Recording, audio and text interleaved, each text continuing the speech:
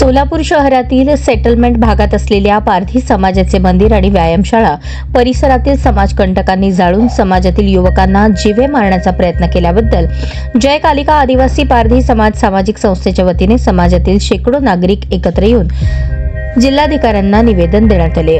जय कालिका आदिवासी संस्थेचे अध्यक्ष महेश काळे यांच्या नेतृत्वाखाली बुधवारी समाजातील महिला, युवक, ज्येष्ठ नागरिक हे एकत्र आले होते।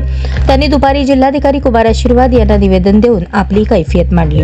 29 जुलै रोजी रात्री 8:30च्या दरम्यान सेटलमेंट फ्री भागातील काही गायकवाड आडनावाच्या युवकांनी सचिन चव्हाण याला हटकून त्याला मारहाण करत जातीवाचक शिवीगाळ केली होती। त्यानंतर अॅट्रॉसिटीचा गुन्हा दाखल झाला होता। या गुन्ह्यानंतरही गायकवाड कंपनी दाखल झालेला गुन्हा मागे घेण्यासाठी जीवे मारण्याची धमकी देत असल्याचे निवेदनात म्हटले आहे। त्यानंतर चिडून त्या लोकांनी समाजाच्या व्यायामशाळेला आग लावून आतील साहित्य आणि मंडळाची गणेश मूर्तीची नासधूस केली आहे। यावेळी मनोज काळे, पार्वती काळे, राजेंद्र काळे, मारुती काळे, मंजुनाथ काळे, रविनाथ चव्हाण, सिद्धूबाई काळे, कविता चव्हाण, सुमित्रा काळे यांच्यासह पारधी समाजातील नागरिक मोठ्या संख्येने उपस्थित होते।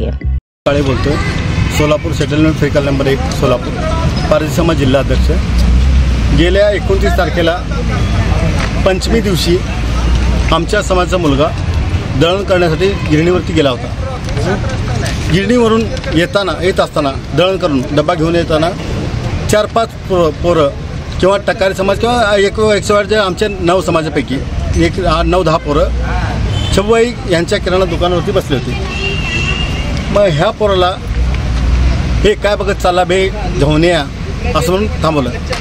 मग जवळ गेल्यानंतर तो मुलगा म्हणतोय, का रे बाबा मला का थांबला, ए तुझ्या यायला काय बघत चालला बे पारद्या म्हणला, पारद्या म्हणून अशी शिवी दिली। मग त्याकडे फायटर होतं, फायटरने त्या पोराच्या तोंडावरती मुक्की मारला। मग त्या पोराचे दात पडले, डोक्यात 4-5 टाके पडले। ठीक आहे, आम्ही गेलो, आम्ही साहेबांनी विनंती केलो, रिक्वेस्ट केलो, त्यांच्यावरती अट्रॉसिटी गुन्हा दाखल झाला। अट्रॉसिटी गुन्हा दाखल झाला, संबंधित जे आरोपी होते त्या आरोपीला अटक करण्यात आली। ठीक आहे, ह्याच्यानंतर 8-10 दिवस गेले। आमचे वरील लोक, हे लोक नगरसेवक असू दे, कोण असू दे, सगळे मिटवण्यासाठी प्रयत्न केले। ठीक आहे म्हणलं, आमचं मिटत नाही म्हणलं, असं आमच्यावरती अन्याय व्हायला आम्ही मिटवून घेत नाही, का होईल ते होईल, कोर्टामध्ये होईल।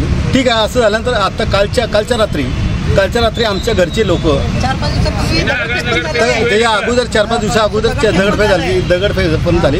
कालच्या रात्री 8-10 बाया आणि आमचा मुलगा मोठा मंजुनाथ काळे हे आपल्या पटांगणामध्ये जेवण करून बसले होते। रात्री काहीतरी 12 वाजले असेल, 12-12:15। मग हे लोक आले, ही भांडणं झालेली ते मिटवून घेणार आहे का नाही असं म्हणले। पहिला तर प्रेमाने बोलले, नंतर पण शिवागाळी करण्यासाठी सुरुवात केली।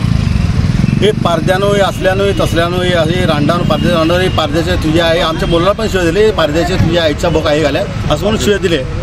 शिवाय दिल्यानंतर यांचं उजत चालताना यांचे 8-10 पोरं जिमच्या मागच्या आमची जिम आहे, शासना कलेक्टर साहेबाच्या माध्यमातून मंजूर करून घेतलेली जिम पण आहे, ती जिमच्या पाठी मागून गेले, जिमचं काच फोडले आणि त्यांनी बिसलेली बाटलीमध्ये पेट्रोल भरून आणले होते।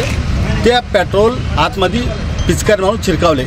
मग आतमध्ये आमच्या कैलासपती तरुण मंडळाची मूर्ती आहे, गेल्या वर्षी आम्ही विसर्जन केलं गणपतीची, ती मूर्तीसुद्धा आणि आमच्या पोरांची कबड्डी खेळायचे जे मॅट असतात ती मॅट 3 लाखाची आणि 12 लाखाचे साहित्य असं पूर्णपणे जळून खाक झालेलं आहे। तरी ह्यापासून आम्हाला संरक्षण मिळावं, आमच्या लोकांना न्याय मिळावा ही विनंती। ओके, ठीक।